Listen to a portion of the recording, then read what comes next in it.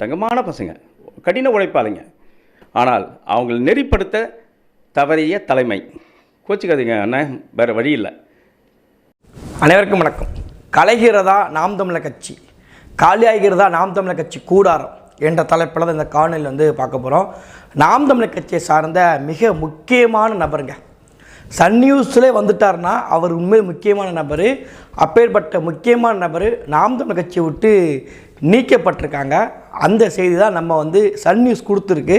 அந்த முக்கியமான நபர் பார்த்துக்கிட்டிங்கன்னா அவர் பேசக்கூடிய விஷயங்களை கேட்கும்போது நமக்கே அச்சோ இப்படி தப்பு பண்ணிட்டாங்க நாம் தமிழர் கட்சி.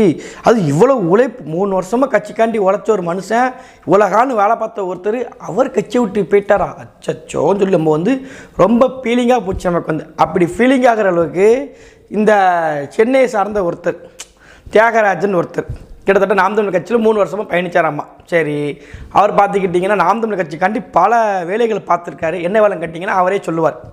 என்னால் நான் சூரட் அடிக்கிறதுக்கு ரூபா கொடுத்தேன், கூட்டம் போடும்போது ரூபா கொடுத்தேன், அப்புறம் நான் பார்த்துக்கிட்டிங்கன்னா ஏதாவது ஒரு செலவு பண்ண அதுக்கு ரூபா கொடுத்தேன், இதை தான் சொல்லுவாங்களே தவிர கட்சிக்கு நீங்கள் என்ன பண்ணீங்க, போஸ்ட் ஒட்ட ரூபா கொடுத்தீங்க, போஸ்ட் ஒட்ட போனீங்களா? போஸ்ட்டு ஒட்டக்கூடியவனை பற்றி நாம் தமிழர் கட்சியில் பிரச்சனையே கிடையாது. இப்போ நம்மளாம் நாளைக்கே போஸ்ட் ஒட்ட கூப்பிட்டு உடனே போய் நிற்போம். நம்மளை மாதிரி ஆட்கள் கிட்டத்தட்ட ஒரு 20, 30, 40,000, 30 லட்சம் பேரில் 20 லட்சத்துலேருந்து கிட்டத்தட்ட 99% இப்படி தான் இருப்பாங்க. உடனே களத்துக்கு போய் நிற்பாங்க. அதுக்கு ரெடியாக தயாராக இருக்கிறாங்க. இப்போ நம்ம தொகுதியிலேயே 4000 உறுப்பினர் இருக்கிறாங்கன்னா அந்த 4000 உறுப்பினரில் கிட்டத்தட்ட 4000 பேரும் களத்துக்கு வர தயாராக இருப்பாங்க. இந்த 4000 பேரும் நாம் தமிழர் கட்சி சரியில்லை, சீமானுடைய அரசியல் சரியில்லைன்னு சொல்லி யாரும் பேச கிடையாது.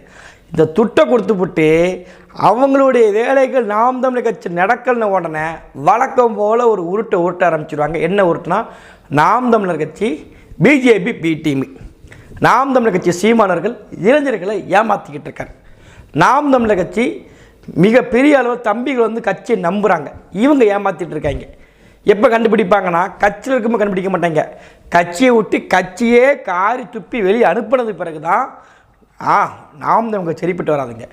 அதுக்கு முன்னாடியே நீயே கௌரவமாக உனக்கு தெரிஞ்சிருச்சுலாம் கட்சி சரியில்லைன்ட்டு நீயே எவ்வளோ விலைக்கு நீங்கள் பார்த்துருக்கீங்களா, யோசிச்சு பாருங்கள். யாருமே விலக மாட்டாங்க. இவன் ஒரு தப்பு பண்ணியிருப்பான். இப்போ இந்த ஒருத்தரை பார்த்துக்கிட்டிங்கன்னா தியாகராஜன் ஒருத்தர், கிட்டத்தட்ட அவரை பார்த்துட்டு சன் நியூஸில் பேட்டி கொடுக்குறாரு. நாம் தமிழர் கட்சி குருதி கூட பசலாம் வச்சுருக்காங்க, அப்படி ஒரு மற்ற கட்சியில் இருக்கான்னு தெரிலங்கான்னு சொல்லி உணர்ச்சி பூர்வமாக பேசுகிறாப்புல. இந்த கட்சியில் பெரிய விசேஷம் குருதி கொடை. நான் கேள்விப்பட்டதே இல்லை, வேற எங்கன்னா இருக்குதான்னு சொல்லி. அரசியல் கட்சியில் ரத்தத்தை கொடுத்து சிந்தி இந்த பசங்க காப்பாற்றுறானுங்க, இந்த கட்சியை வளர்க்குறானுங்க. அண்ணாச்சி பேசுறதெல்லாம் சரியாக தான் இருக்குது. ஆனால் அண்ணாச்சி நாம் தமிழர் கட்சியில் இருக்கும்போது, அதாவது கட்சியை விட்டு நீங்கிற காலகட்டத்திலேயே பிஜேபி தனிச்சு நிற்கி, திமுக தனிச்சு நிற்குமா, அண்ணாமலை ஃபயர் விடுறாப்புல. நாங்களாச்சு தேர்தல் வரும்போது கேஸ் சிலிண்டர் விலை குறைக்கிறோம், பெட்ரோல் டீசல் விலை குறைக்கிறோம். அதே மாதிரி நீங்கள் தேர்தல் வரும்போது திமுக கட்சிக்காரன் குறைப்பீங்களா? யார்? பிஜேபிக்காரன் போடக்கூடிய ஸ்டேட்டஸை நாம் தமிழர் கட்சிக்குள்ளே இருந்துக்கிட்டு நீங்கள் போட்டிங்கன்னா நாம் தமிழர் கட்சி பார்த்துக்கிட்டு இருக்குதுன்னு திமுக கட்சியா?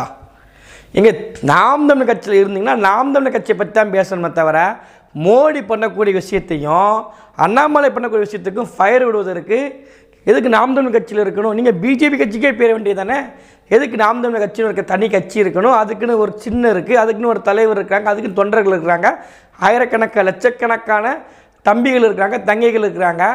அந்த கட்சிக்குள் இங்கே எதுக்கு இருக்கணும்? பிஜேபிக்கு ஃபயர் விடுவதற்கும் அண்ணாமலைக்கு ஃபயர் விடுவதற்கும் எம்என்எம்க்கள் அந்த மாதிரி பயணத்துக்கு கூட அண்ணாமலை கூட போக வேண்டியதானே. யார் கேட்க போகிறது? இங்கே பிரச்சனை என்னன்னு பார்த்துக்கிட்டிங்கன்னா, களத்தில் நின்று வேலை பார்க்கக்கூடியவங்களோ நம்ம யாருமே அண்ணங்கிட்ட போயிட்டு என்ன இந்த பிரச்சனை இருக்குங்க, எங்கள் ஊர் இந்த சிக்கல் இருக்குது, யாருமே சொல்லவே இல்லை.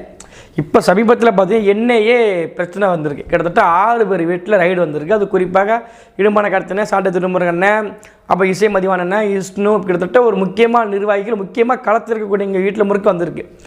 இவங்க யாருமே சொல்லலை நாம் தமிழர் கட்சி கை விட்டுருச்சு, நாம் தமிழர் கட்சி எனக்கு கூட நிற்கலை, நாம் தமிழர் கட்சி இப்போ கண்டுக்கிடாமல் போயிடுச்சு, யாருமே சொல்லலை.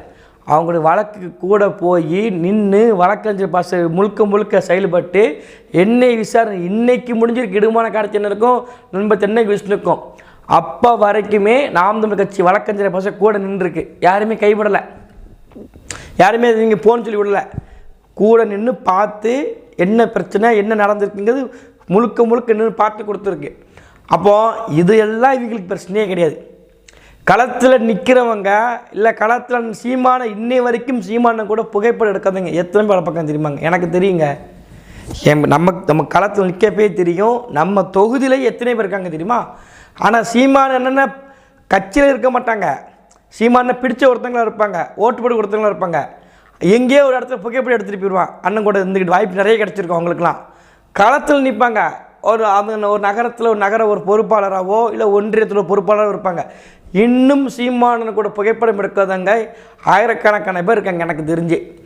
அவங்க என்றைக்குமே சீமானன் அரசியல் சரியில்லை, என்னையை போட்டோ எடுக்க மாட்டேங்கன்னு சொல்லி எங்கேயுமே பேசலை, என்னை பார்க்க விட மாட்டேங்குது, எங்கேயுமே பேசலை. ஏன்? அவங்களுக்கு தெரியும் நம்ம ஊரை எப்படி கட்டமைக்கணும், நமக்கு என்ன செய்யணும், நம்ம தொகுதிக்கு என்ன பண்ணணும், நம்ம கிராமத்துக்கு என்ன பண்ணணும், நாம் தான் என்ன வலுப்படுத்தணும்னு சொல்லி அவங்க யாருமே எங்கே போல் சீமானுக்கு காதுகிட்ட போய் என் கருத்தை கேளுங்க நீங்கள், என்கிட்ட வந்து ஆகச்சிறந்த அறிவு என்கிட்ட இருக்குது, என் அறிவை நீங்கள் சேர்த்து பண்ணுங்கன்னு சொல்லி யாருமே போகலை.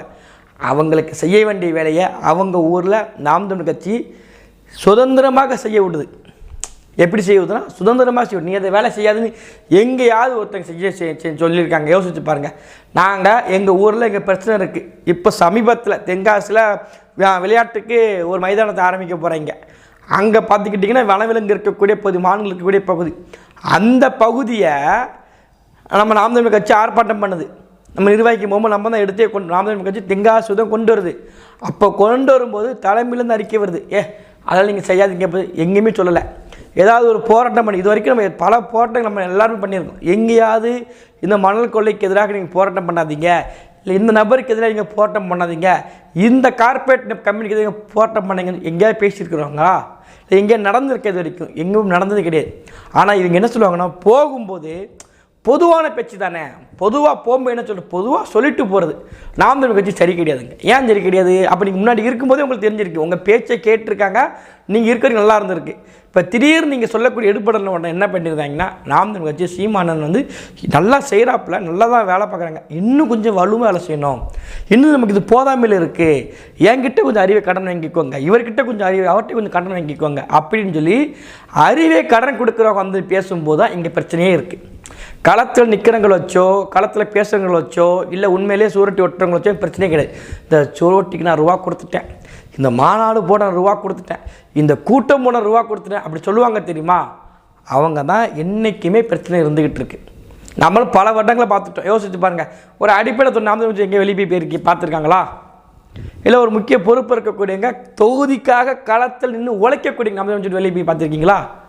தொற்றுக்கிறவங்க, சீமானுக்கு அறிவுரை சொல்ல நினைக்கக்கூடியவங்க, இவங்க தான் திரும்ப திரும்ப கட்சி விட்டு வெளியே போயிட்டுருக்காங்க. அவங்க மூளையை எங்கே திணிக்க பார்க்குறாங்க? நாம் தமிழர் திணிக்க பார்க்குறாங்க. அது எழுப்படலை உடனே என்னையும் மதிக்க மாட்டேங்கிறாங்க.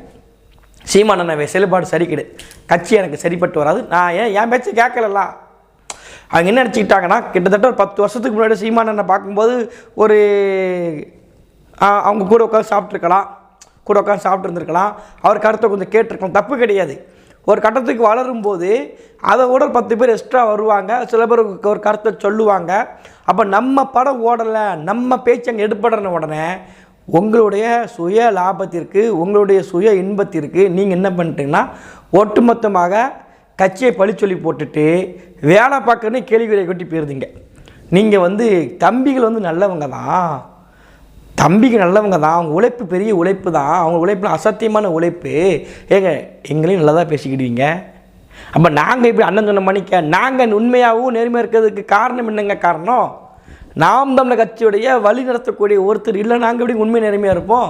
திமுக கட்சியில் இருக்கக்கூடிய ஒட்டுமொத்த அமைச்சர் ஊழல்வாதியாக இருக்கிறாங்க, ஒட்டுமொத்த பேரும் பினாமி பேர் சொத்து இங்கே போட்டிருக்காங்க. ஏன்? தலைமை சரியில்லை, அவங்க அப்படி இருக்கிறாங்க. தலைமை நல்லா இல்லையா? நாம் தலைமை நல்லா, ஆனால் தம்பிகள் முழுக்க நல்லா இருக்காங்க. எப்படி? இன்றைக்கி நமக்கு சுற்றுச்சூழல் போட சார்ந்த ஒரு அறிவு, சாதியை பற்றிய ஒரு சிந்தனை இல்லாமல், நடிகரை பற்றிய எண்ணங்கள் இல்லாமல், நம்ம ஒரு தமிழ் மொழி, தமிழ் இனம் சொல்லி ஒரு பற்று, இங்கே இருக்கக்கூடிய என்ன மாதிரி கிட்டத்தட்ட 30 வயசுக்கு கீழே உள்ள இளைஞர்களை பக்குவப்படுத்தி ஒரு அரசியல்படுத்தக்கூடிய ஒரு தன்மை யாருக்கு இருக்குன்னா, நாம் தமிழர் கட்சியோட தலைமை ஒருங்கிணைப்பு அண்ணன் சீமானுக்கு இருக்குது. அவர் இருக்கிறதுனால தான் இன்றைக்கி நாங்கள் ஒழுக்கமாக இருந்துகிட்ருக்கோம். புரிதுங்களா உங்களுக்கு? ஆனால் இவங்க என்ன பண்ணுவீங்கன்னா, தம்பிக்கு நல்லவங்க, தலைமை சரியில்லை. என்னங்க இது? நாங்கள் பார்த்த வரைக்கும் ஆக சிறந்த தலைமை, ஆக சிறந்த ஒரு தமிழ் இனத்திற்கு கிடைத்த கடைசி நம்பிக்கை அண்ணன் சீமானவர்கள் தான்.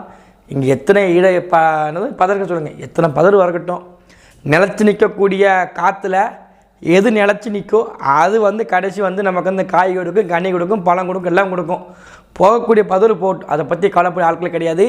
தேர்தலை ஒட்டி நிறைய நடக்க போகுது. இதே மாதிரி நான் பல வருஷமாக கட்சியில் இருந்தேன், பல நாட்களில் கட்சியில் இருந்தேன், என்னை வந்து கண்டுக்கலை, என்னை வந்து மதிக்கலை, என்னை வந்து கேட்கலை அப்படின்னு சொல்லி இனி 2024 தேர்தல் முடிகிற வரைக்கும் சன் நியூஸு கங்கனை கட்டி திரிஞ்சிட்டு இருப்பான், தேடிக்கிட்டே இருப்பான். சன் நியூஸ்லேருந்து யூடியூப்பில் பேசக்கூடிய அல்லக்கை முண்டங்கள் வரைக்கும் இருப்பாங்க.